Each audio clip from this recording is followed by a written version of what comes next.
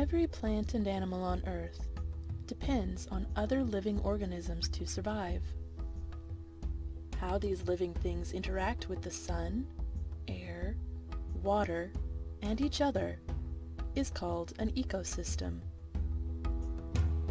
Inside an ecosystem, the organisms work together to establish a balance that allows all of its members to thrive. When we talk about biomes, we mean a large group of similar ecosystems. All areas in a biome have similar plants, animals, and weather. There are many different biomes on planet Earth, both on land and in the water. Let's explore some of the many biomes on planet Earth. First, let's visit the marine biome. The marine biome is made mostly of the saltwater oceans and is the largest biome on Earth. It covers about 70% of the Earth's surface and is home to more than 230,000 known species. Animals that live in the marine biome include fish, sharks, octopus, seahorses, dolphins, manatees, seals, and whales, among many others. The blue whale, believed to be the largest animal that has ever lived on the Earth, lives in the marine biome. Thousands of plant species live in the ocean too. Ocean plants are extremely important because they provide more than half of the oxygen on Earth. That's more than every forest in the world. Algae, kelp, seaweed, and even tiny phytoplankton all live and grow in the ocean. There are many separate biomes within the ocean, based on changes to the temperature, nutrients, and amount of sunlight in the water. One special type of marine biome is a coral reef. Coral reefs are only small areas in the ocean, but about 25% of known marine species live there. They are built up over thousands of years by tiny animals called polyps. The polyps have a limestone skeleton, and as one generation of polyps die, the next generation grows on top of them, making the coral reef gradually bigger and bigger. Polyps depend on energy from algae that lives inside of them to survive. Since algae is a plant, they need sunlight to create food. That is why coral reefs are only found in warm, sunny water. Reefs provide food and shelter for many species, but they are vulnerable to destruction by pollution and overfishing by humans. The last type of aquatic biome we will visit is the freshwater biome. Unlike the marine biome, which is filled with salt water, freshwater biomes are filled with water that has very low levels of salt. For the most part, animals that can survive in saltwater cannot survive in freshwater, and animals that can survive in freshwater cannot survive in saltwater. Animals that live in or around freshwater biomes include fish, frogs, alligators, snakes, otters, turtles, and beavers. There are three main types of freshwater biomes. They are ponds and lakes, which have still water, streams and rivers, which have moving water, and wetlands, which are a combination of land and water. Let's move on to land biomes. First, we're going to visit the polar regions. The polar ice caps in the Arctic and Antarctic are harsh places to live. Plants cannot grow on the ice, so most life in this biome is animal. By living at the edges of the ice caps, the animals that survive there are able to find food in the ocean. Fish mostly, or smaller animals. The South Pole is mostly populated by penguins. Seabirds like albatrosses, petrels, and gulls may also nest or visit there, and whales and seals thrive in the waters off the coast. At the North Pole, you might find polar bears, as well as water-going mammals like seals, walruses, and whales. Their thick layers of fur or fat help to insulate them against the freezing cold. South of the Arctic lies the tundra. The tundra is cold, an average of only 18 degrees Fahrenheit or -7 degrees Celsius. There are only 2 seasons here, a long dark winter and a short summer. Because it is so close to the North Pole, during the winter the nights become longer and longer until the sun doesn't rise at all. The situation is reversed in the summer. Days become longer until the sun stays up all day and all night. Beneath a thin layer of topsoil, the ground is permanently frozen, even during the summer, when temperatures may reach 50 degrees Fahrenheit or 10 degrees Celsius. This is called permafrost. There are few nutrients here to sustain plants or animals. There are no trees. The growing season is too short. Plant life in the tundra consists of moss and grasses, or small shrubs. There are still animals to be found in the tundra. Arctic foxes and hares, snowy owls, muskox, and caribou are just some of the animals that live there. Still farther south lie the forests. At colder latitudes, forests are dominated by evergreen trees. By keeping their needles all year round, they are able to make the most of the weaker sunlight. Farther south, the pine trees mix with broadleaf trees that drop their leaves when the weather turns cold. Forests grow where it is not too hot and not too cold, places with lots of nutrients and water available. As a result, a wide variety of plants and animals make forests their home. Moose, deer, bears, wolves, foxes, rabbits, and squirrels, as well as many, many kinds of birds and reptiles make their homes in forested biomes. Another type of biome is grassland and savanna. Grasslands are wide open land with low-growing plants like grass and flowers. There is not enough rain in a grassland to support tall trees, but too much water to be a desert.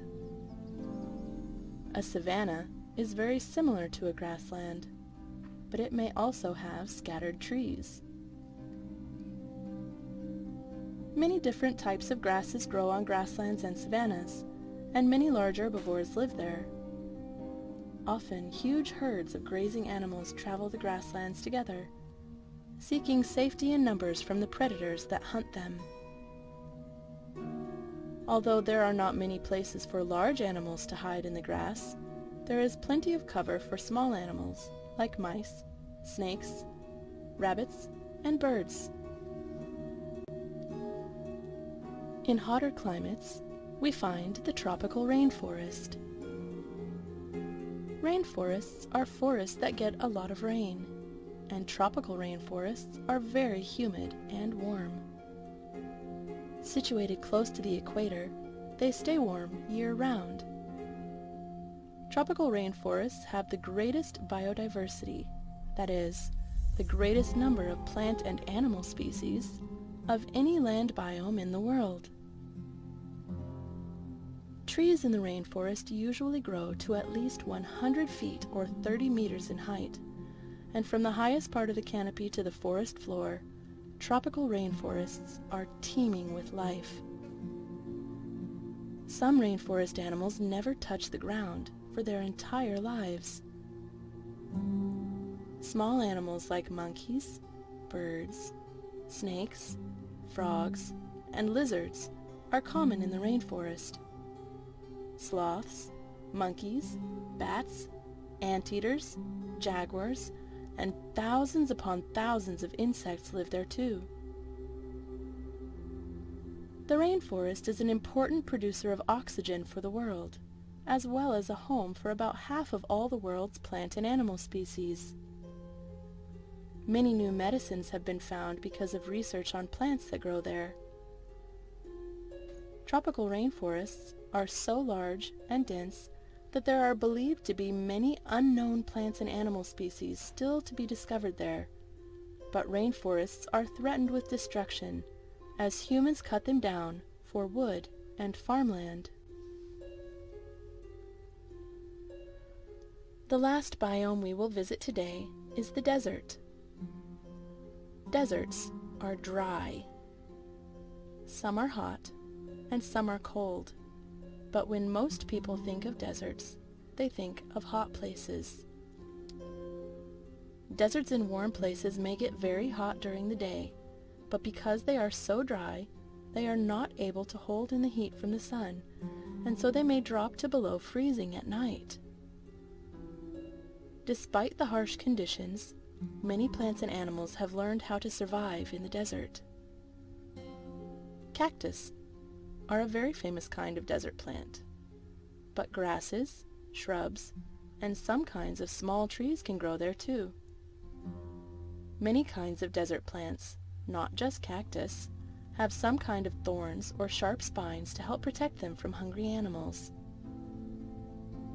Many types of reptiles live in the desert: snakes, lizards, and tortoises. Birds like owls and hawks, and mammals like camels, foxes, and desert hares have all discovered ways to survive and thrive in the desert too. I hope you enjoyed learning about biomes of the world today. Goodbye till next time.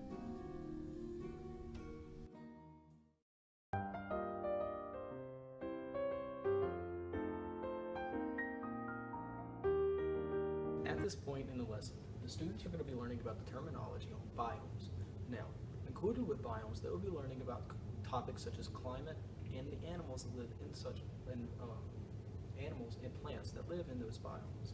Now, this is able to be able to give them a kickstart and a basis or a foundation for the rest of the lesson that they will be learning the next day in class and eventually taking a test on. Now, the terminology they will be using will be based off of the video that they were introduced to start off the lesson. Thank you.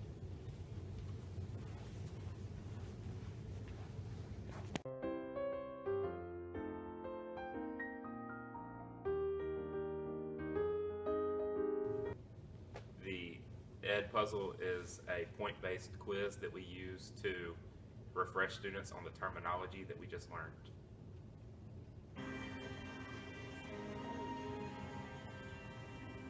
Damn, it's freezing. I wish it was sunny and hot.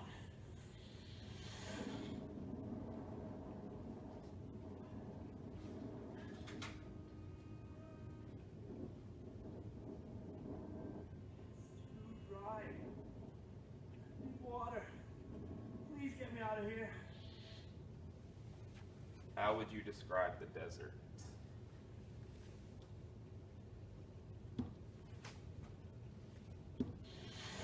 Huh? Oh, so humid. You could cut through this air with a knife. You just want something a little bit drier, maybe with a view. Huh.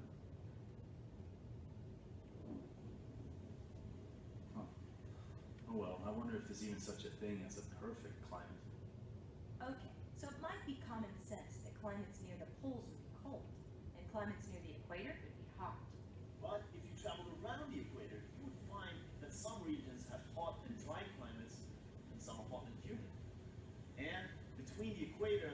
deserts, where you would only expect some temperate climates, you would find some pretty amazing extremes.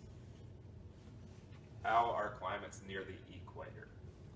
I would describe them as dry, humid, and hot.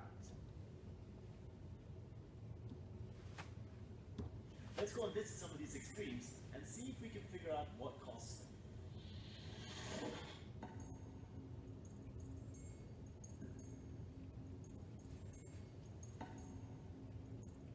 Alright, so we're here in the deserts of Moab and it's extremely dry because there's very little precipitation.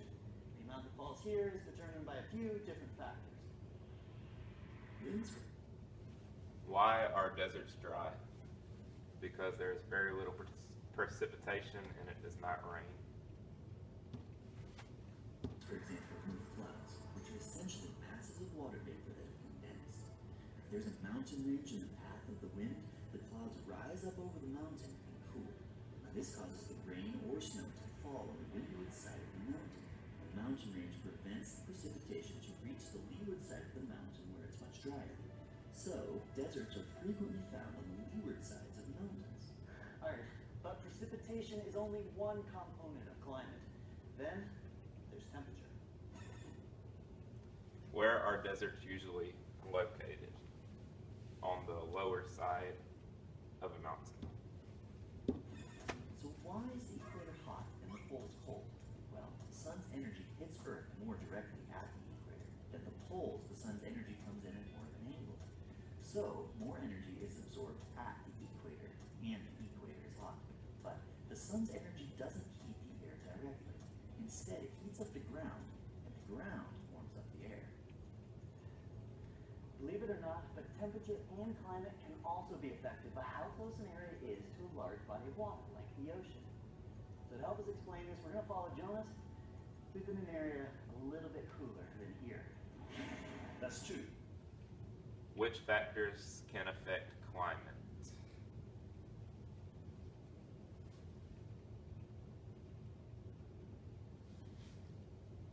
Mountains, precipitation. The ocean plays an important part in heating up the land. Like here in Iceland, figure this one out. Reykjavik, the capital of Iceland, is at a latitude of 65 degrees north, but has a yearly temperature that is much higher than you would normally expect being this close to the North Pole. The mean annual temperature of Reykjavik is about 5 degrees Celsius, but on the coast of Alaska, at about the same latitude, the mean annual temperature is less than -3 degrees Celsius. How can this be? Well, it turns out that the ocean out here is bringing part of the Caribbean heat with it. The Gulf Stream, starting in the Gulf of Mexico, carries warm water north and east. A branch of the Gulf Stream called the Irminga Current splits off and flows along the southern and western coast of Iceland and warms the air, creating milder temperatures also on land. So can anything else affect our global climate? Unfortunately, yes. Human activities like burning oil, wood, coal, and natural gas produce greenhouse gases, such as carbon dioxide. These have increased a lot over the last couple of hundred years. Greenhouse gases trap the infrared radiation, which would normally leave Earth's atmosphere. When greenhouse gases increase and more energy gets trapped, it causes our global temperature to increase. Scientists have evidence that this increase is already affecting climates worldwide. But would a slight change in temperature really be such a bad thing? I mean, it can get pretty cold up here. Wouldn't it be nice if we can just raise the temperature just a little bit? So you might think that increased temperatures would be beneficial, but one problem is that increased temperatures will melt polar ice caps and glaciers, which could flood coastal areas in many parts of the world. So we learned that precipitation and temperature are two principal factors that affect different climate, but humans have an impact too. As always, we encourage you to never stop exploring your world.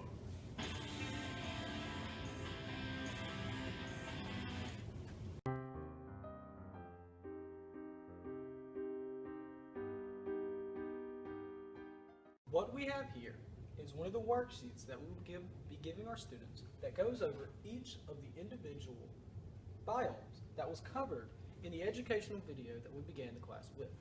Now, each pattern shows temperatures, precipitation, plants, and animals. This worksheet will also be used throughout the entirety of the class, and as they fill them in, and as they find them out, they will fill them in and continue to make one filled out worksheet that will eventually become a study sheet for their test the next day they come in class.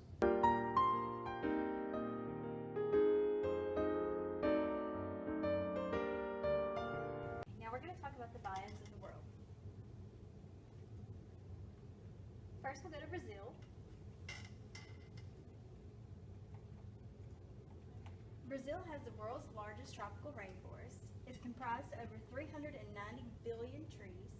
It's the most biodiverse tropical rainforest on the planet, and the animals that may live here are toucans, ocelots, and pythons.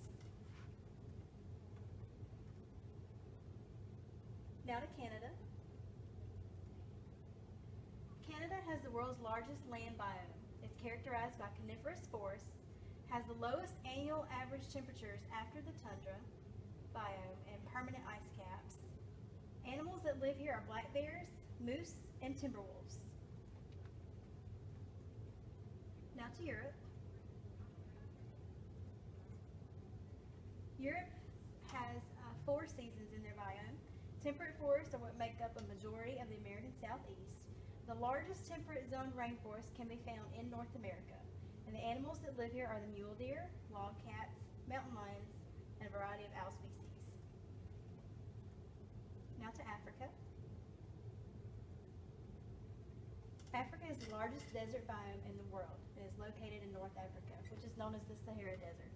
The winds in the biome can reach hurricane force level and cause sandstorms and dust devils. Half of the Sahara reaches up to less than 1 inch a year in precipitation. And the animals that live here are the hyenas, gazelles, and camels. Into the Antarctica. The Antarctic tundra is not completely covered with ice. The soil in the tundra is able to support life, and the animals that live here are polar bears, caribou, and Arctic foxes. Now back to Brazil, and we're going to watch a short video. Now we're going to watch part of a video about the Amazon rainforest. Welcome to the Amazon rainforest, and get ready to see some exotic plants and animals that you won't see anywhere else in the world. As you know, rainforests are one of the Earth's major habitats. Habitats are areas that share the same weather, plants, and animals. Tropical rainforests are located around the world in Central and South America, parts of Africa, Asia, and Australia. They are usually found close to the equator. Millions of years ago, rainforests covered most of the Earth. This is where the dinosaurs once lived.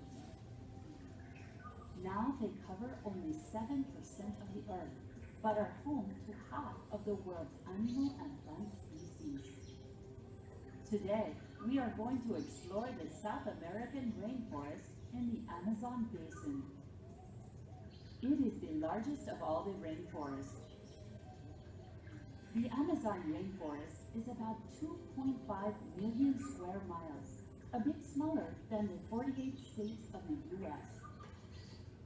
Here, you'll find more than 1,600 species of birds, 230 kinds of snakes, 600 different mammals, 40 different turtles, and 70,000 kinds of insects. Many of these species can't be found anywhere else in the world.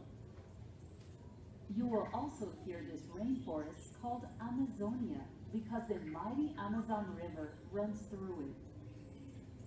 The Amazon is 4,000 miles long and is the second longest river in the world.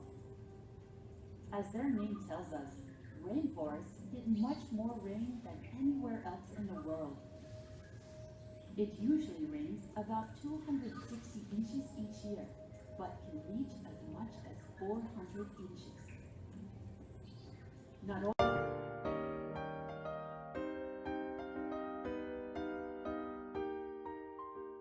What you see here is a map of the world and its different continents.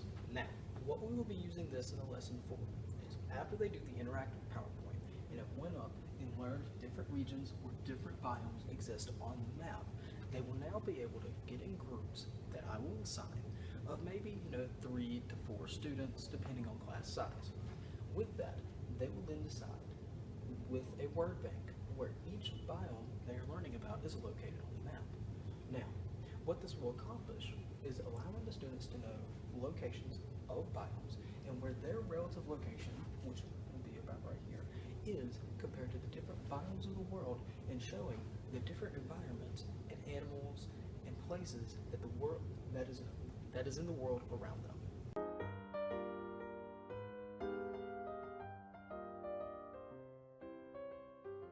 This segment of the lesson will be immediately following pretty much everything else in the lesson. It's the end, it's the conclusion, and it's the way humans infect the biomes and the environment around them. Though it's hard to see, this is just a picture of air pollutants. Now, the students need to learn the environmental role they include in every biome because it's effective in teaching them about the world around them, like I had previously said in sections before. Now, the reason why this is important, it's meant to be that conclusion or that take home what they're going to think about factor of the lesson. The ability to make them think about it after they get home is something that allows them to hold on to the information until test day. It gets them thinking, which is a major part of school. So this is the reason we included this section, and we will also be having a video following this.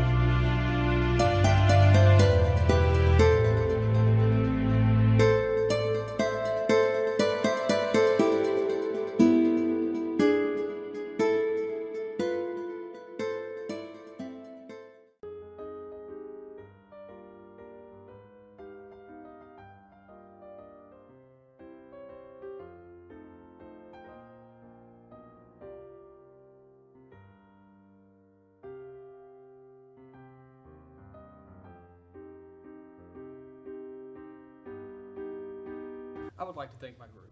Me, Sean, we had Tasha, she did an amazing job on the interactive PowerPoint, and my man Cody, he worked on the Ed puzzle and he done a great job on it. We all worked together on the project and it was really fun. I'd have to say, the hardest part had to be, working with the smartboard in the classroom, but overall I think we had a good time, and we're going to move into the credits now. I would like to thank my group. Me, Sean, we had Tasha, she did an amazing job on the interactive PowerPoint, and my man Cody, he worked on the Ed puzzle and he done a great job on it. We all worked together on the project, and it was really fun. I'd have to say, you know, the hardest part had to be, you know, working with the smartboard in the classroom. But overall, I think we had a good time, and we're going to move into the credit.